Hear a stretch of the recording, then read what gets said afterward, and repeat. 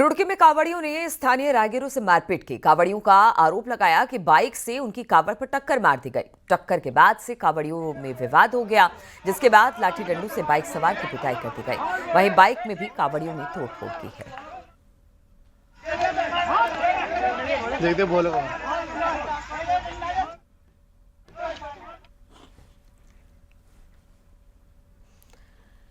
11 जुलाई से शुरू हुई कांवड़ यात्रा अब धीरे धीरे अपने चरम पर पहुंच रही है और 23 जुलाई को महाशिवरात्रि का पर्व मनाया जाना है। वहीं शिव भक्त हरिद्वार से जल लेकर अपने अपने गंतव्य की ओर जा रहे हैं, लेकिन इस बार कांवड़ियों के भेष में उपद्रवियों ने कई घटनाओं को अंजाम दिया।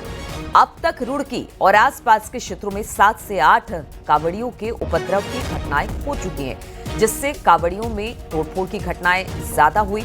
वहीं पुलिस ने सख्ती दिखाते हुए कई आरोपियों को गिरफ्तार कर मुकदमे भी दर्ज किए। जिस तरह से कई घटनाएं, हिंसक घटनाएं हुई हैं, मारपीट की घटनाएं हुई हैं, चाहे मंगलोर में हुई हो, चाहे बादराबाद में हुई हो, चाहे नारसन में हुई हो, तो और मुजफ्फरनगर तक में भी झड़प हुई है, बहुत सारे तोड़फोड़ की है इन्होंने।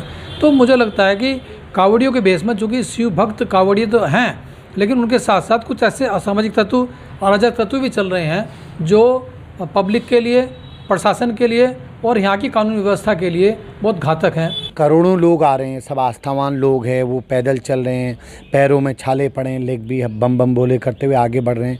मैक्सिमम लोग, के अधिकांश लोग एक अच्छी आस्था के साथ आते हैं, लेकिन कई बार कुछ ऐसे लोग भी शामिल होने की संभावना रहती है और उनको आइडेंटिफाई करके हमको उनके खिलाफ लीगल कार्रवाई करनी पड़ती है, वो हम करते हैं।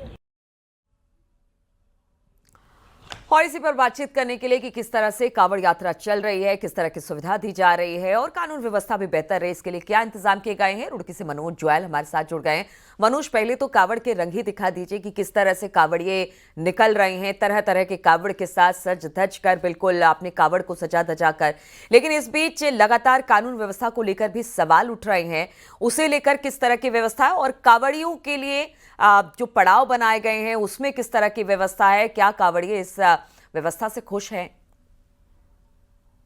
मैं आपको बता दूं कि 11 जुलाई से जो कांवड़ यात्रा शुरू हुई थी, अब धीरे धीरे अपने चरम पे कांवड़ यात्रा पहुंच रही है और 23 जुलाई को जलाभिषेक होगा। तो जो शिव भक्त हैं वो लगातार हरिद्वार से जल लेकर अपने गंतव्य को जा रहे हैं। और जो खास बात इस जो कांवड़ यात्रा है उसमें खास बात यह है कि जिस तरीके से कांवड़ पटरी और हाईवे पर पुलिस ने सुरक्षा के चाक चौबंद व्यवस्थाएं की है ताकि शिव भक्त कोई परेशानी ना हो। और इसके बाद डाक कांवड़ शुरू होगी तो कहीं ना कहीं पुलिस के लिए एक चुनौती जरूर होगी। लेकिन मैं सबसे बड़ा सवाल इस बार ये उठ रहा है, जिस तरीके से जो कांवड़ के बेस में उपद्रव है, कई घटनाएं हुई है, चाहे हरिद्वार के बादराबाद में हो, चाहे रुड़की में हो, चाहे मंगलौर में हो, सबसे ज्यादा घटनाएं नारसन क्षेत्र में हुई है। तो इस तरीके से पुलिस के लिए ये कांवड़ यात्रा इस बार एक चुनौतीपूर्ण है। और जिस तरीके से पुलिस ने सुरक्षा व्यवस्था की है, जिस तरीके से कल मुख्यमंत्री ने जिस तरह वो जो कांवड़िए हैं उनका स्वागत किया था, उसी तरीके से अब हर जगह जो शिव भक्त हैं उनका स्वागत किया जा रहा है। कैंपों में स्वागत किया जा रहा है,